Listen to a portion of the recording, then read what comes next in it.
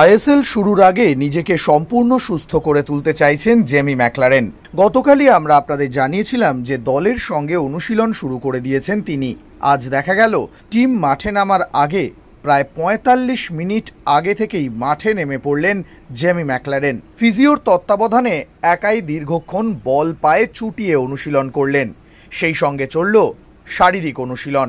তারপর পুরো দল মাঠে নামতেই তিনি ফিজিও রুমে চলে এলেন, সেখানেই বাকি সময়টা রিহ্যাব সারলেন জেমি ম্যাকলারেন। অন্যদিকে আজ দলের সঙ্গে অনুশীলন শুরু করলেন আলবার্তো রড্রিগেজ।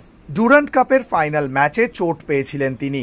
তারপর মনে করা হচ্ছিল বেশ কিছুদিন হয়তো মাঠের বাইরে থাকতে হতে পারে মোহনবাগানের নবাগত স্প্যানিশ ডিফেন্ডারকে, কিন্তু গতকাল তাকে দেখে বোঝাই গিয়েছিল তিনিও ধীরে ধীরে সুস্থ হয়ে উঠছেন।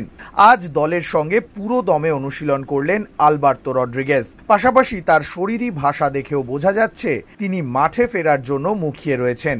অনুশীলন শেষে আজকেও হাসি খুশি মেজাজেই দেখা গেল জেমি ম্যাকলারেনকে। সমর্থকদের সঙ্গে হাসি মুখে সেলফি তুললেন। বাগান জনতার একটাই আবদার, দ্রুত মাঠে ফিরে অজি তারকার পা থেকে গোল দেখতে চাইছেন সকলেই।